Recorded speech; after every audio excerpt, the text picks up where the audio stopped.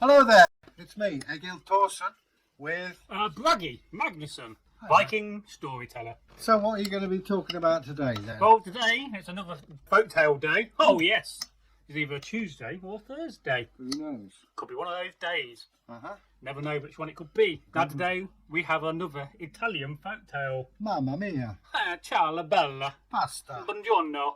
Patati fritti, prego, grazie. Why don't you ring your mamma? Hope you have a job. And today's story So, yeah.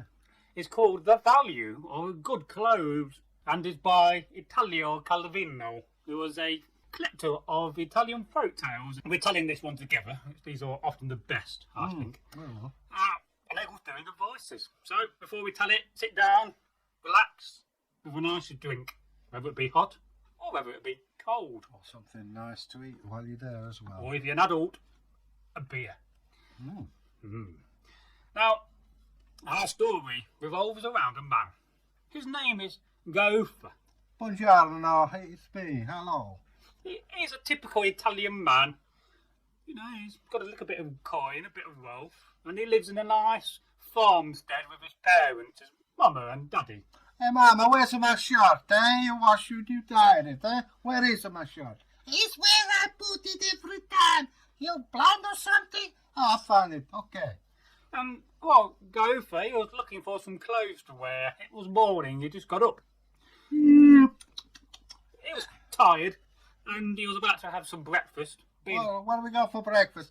We got the ciabatta. What do you expect, eh? This is Italy. I thought it was spaghetti and meatballs, but that's just me. No, for breakfast, no. You want Ravioli. No, you wanted the bread with the olive oil and maybe some wine, you know. Some cheese. Yeah, some cheese, probably. And so, Gopher, he had the most lovely breakfast. His stomach was full. He could hardly eat anymore. Hey, Mama, that was a damn good breakfast. Don't say damn you. Yeah? And, well, that morning, he didn't have some nice clothes on. All his nice clothes were in the wash. His mother had to wash him. And he was wearing some very scruffy clothing, wasn't he, Egil? Yeah, Mama, I can't go out like this. Look at me, I look like a tramp. Oh, It's a good oh clothes. yes, he had a very basic tunic, very poor. This is what he slept in, I think. Maybe so, and it was very scruffy. And that day, he had to go over to see a neighbour about a job. So, you know, as you do, you put his shoes on. And he said goodbye to his mama. Bye, Mama. And he went to look for his papa and said goodbye to him. He was in the orchard. Why you keep following me for, eh? You're my son, I know, but come on. And so Gopher, he decided that, you know, this is the time of the day to go and speak to his neighbour about a certain matter. And so, you know, he's walking along a road, whistling a song in Italian. Don't know how you do that. He found a nice stick. Hello, I found a stick. Hello, Mr. Stick. Hello. And he thought, you know, he'll wave the stick about and use it to walk with. Yes. He loved a good stick. Oh, why you keep swearing at me? And, you know, he came in the distance to a hill. Ah, hello, Hugh. And on the top of the hill, there was a farmstead. An old longhouse. All right. It belonged to his neighbour, Alonso. Hello, Alonso. Alonso was a very tall man with a black beard, and he was said to be the fastest horse and cart racer in the area. Oh yeah, it was so fast that horse and carts. People said, "Oh, Alonso is super fast." Oh, Alonso Ferrari. Yes, Yeah. and so you know, favourite racing driver. And so you know, he went to see Alonso. Perhaps he wanted to buy his horse and cart. I don't know what he wanted to see. And he got a beautiful daughter. Maybe so. And you know, he came up to the farmstead within a dozen metres or so, and something strange happened. They did not recognise Gopher because he was not wearing his normal clothes. Who are you? You're a smart stranger. Said Alonso. Not like that bum across the road, Gaffo. Yeah, you're... Come on in. Go on in. Oh Sit no, down. that did not happen, Egil. No? No, because they did not recognise Gopher as Gopher because he was wearing shabby clothes. They thought he was a tramp, a homeless man, and they got pitchforks and hammers and they chased him away, Egil. All right. Mama, they're chasing me. As in the folktale. And, you know, some time passed, he was a bit upset about this. He went home to his mama and said, you know, Mama, what happened? Mama, they chased me. They beat me with sticks. They stick a fox in my baton as I ran away. You know, there he thought he was going to get a nice welcoming, invited into the house and given a bit of nice wine and bread and cheese. What I tell you? He didn't. He got chased away. What I tell you, these Ferraris, they bombs, all of them, eh? And so his mother, being an old Italian woman, very wise, you know, she said, I have a cunning plan. I've got a cunning plan. So tomorrow morning, We we will dress you in your finest clothes. dress you in your finest clothes. And so Gauther at the bed, still a bit upset, being chased away by his neighbour who lived a few leagues away. Because in those days, your neighbour wasn't next door, was it? It was a few miles away. We didn't live in close communities like today. And so he went to bed. He had a weird dream about falling in some well and water. I don't know why he worried about that. Cheese. Cheese. He dreamt about cheese. And a cat. And a cat. And he woke up in the morning. It was early. The sun just rose.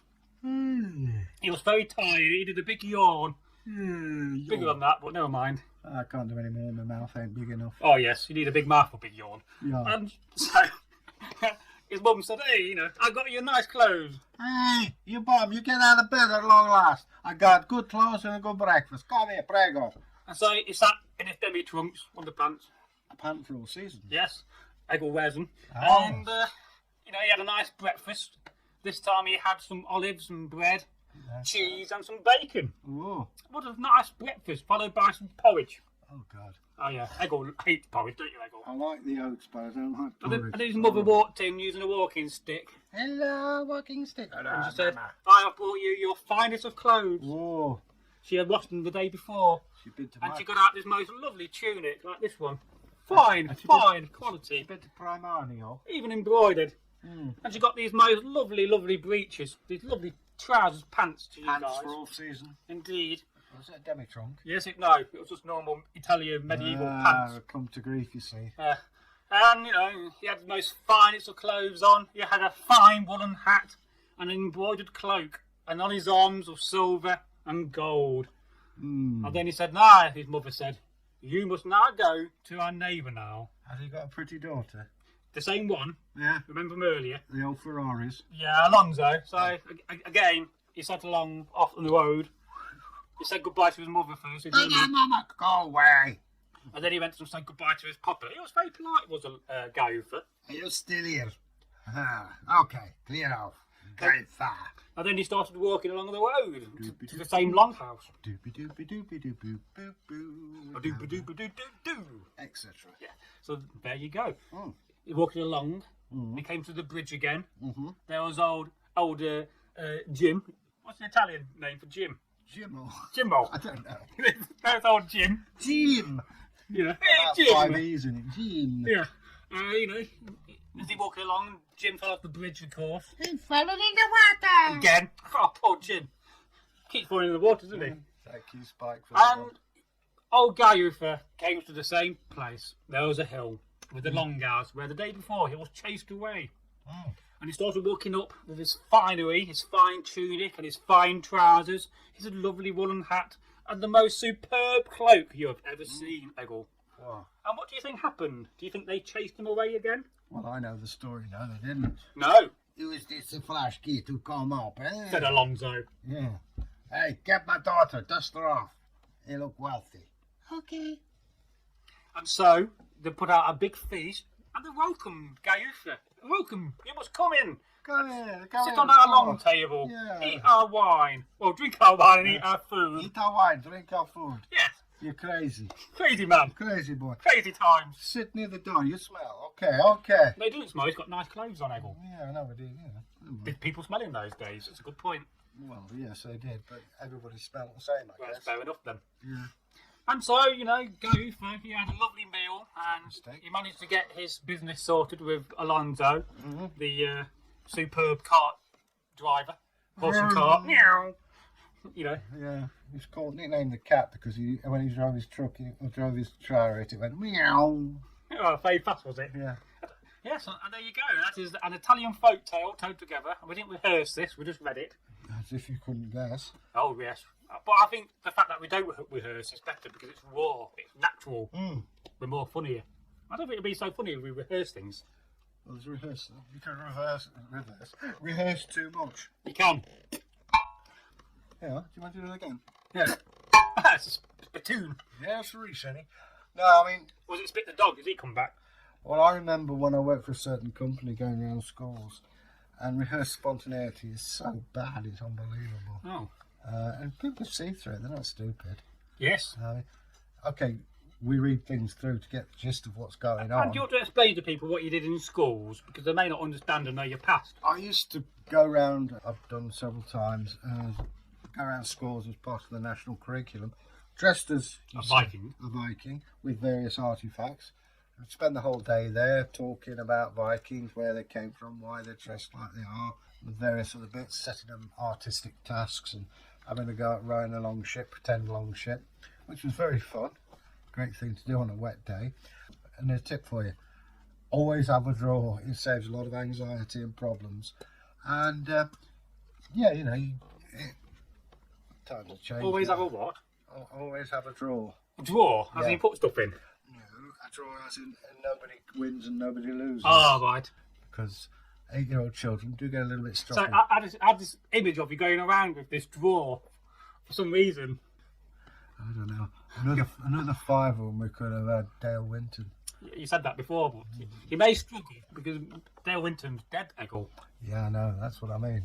I know. Anyway, Because that's Kenneth Williams was £5 more than that. Anyway, I couldn't afford him. But anyway, that's what we used to do. Quite a few Him. people used to do it. It was quite a good living. I never did it. But having said that, it can be getting a bit of a bind. Oh, yes. It's like being in a band. You tend to see too much of people. If you see too much of people, that's when friction starts. And people got their own ideas and you get Oh, your so own that's why ideas. we don't film so often. Who guessed? No, I'm used to living on my own. Oh, of course so. And in fact, when I was in the band, I was living at home with dear Mama and even Daddy. But the thing is, I used to work with these people in a factory. Then you go out at night in a band. Then you're rehearsing in the week. You're just sick of the sight of them. And you actually do run out of things to say. Because, typical case, the bassist got married and his wife says, you two don't speak to each other. I said, well, there's nothing left to say. We've said it all. Well, at least now you could have told him those are Folktales. Well, I could now, but I haven't seen him for... But before we go, let's just talk about something serious, and that's loneliness. Because you mentioned it there, loneliness, and it's a big thing in moderns, isn't it? It is, but at the same time... I like my own company, like you do. Yeah, but at the same time, texting Yeah. is one of the greatest things. It I'm is. speaking as an old git. Yeah. If you text somebody, all right, you've got to make the effort. But if Yeah. you text somebody, they usually answer you back. Yeah. And it's like having a conversation. Sorry if I don't. I sometimes get distracted, or by the time I get round to it, it's like midnight. The annoying thing with me is I text, and whenever I'm cooking or on the lavatory, somebody texts me. Yeah. And I change my lunch, my food times deliberately. But every time somebody scores a hit with it. Sorry. No, it's not just you. I know. You've You've just got bad luck for that, haven't you? I get bad luck. But if anyway. you're out there, if you're a bit lonely, you know, say hello in a comment. You know, loneliness is a bad thing, and I don't think it's a new thing, is it? No, it's a a very very old old thing. thing. But having said that, if you do live, get a mobile phone and learn to text. If Yeah. I can do it, it ain't that difficult. Yeah. Trust me. Egil's really old, so he can do it. Anyone can. 65 next month. Yeah, he's old compared to me. Anyway, but the point is, Yeah. if you've got a mobile phone and your friends have, all you got to do is just write, say hello, how are you? Or you can have an app. Telegram's a good app for communicating, or stuff Well, like that's that. a bit more complex. I'm talking to people who are my age Yes. and older. But that, If you have a granny phone or a granddad phone, like my brother, one of those ones. big buttons, Stevie Wonder could see the numbers on it. For, phones like that big. mobile phone, yeah, you have wheels on it. But having said that, it doesn't matter so long as you communicate. And it's also useful. Old people sometimes fall over. So if you've got a mobile phone, help I've fallen over. Yeah. You know, or we dial ambulance direct. And people, I mean, I go on about modern technology. Yeah, I'm not going to be playing games or stuff like that. Oh no, we're all planning that. But having said that, texting and ordinary conversation, what's wrong with that? You know, you've got the advantage of a telephone moving around. You've got all these computer things. It's as big as you want it to be. We can get you playing some Call of Duty World War II. Yeah, no. See, today that's just pointless doing that. Anyway, never mind. Those guys would love it. And Yeah. ladies. Yeah, well, They'd love to see you play a game or something. Anyway, I think we should go now. We've been here too long on this video. Ooh. I know, it's 15 minutes, maybe longer. 18 minutes. But remember, loneliness, you can get around it. Yeah. You know, don't stay lonely. Find a friend. Say hello to somebody. And if you haven't got anybody, say hello to us. Oh dear. Egil's always looking for friends. No, Right, on that, no, I'm not. that point we're going. See ya. Goodbye. Bye. Leave a comment. Ring him. Bye.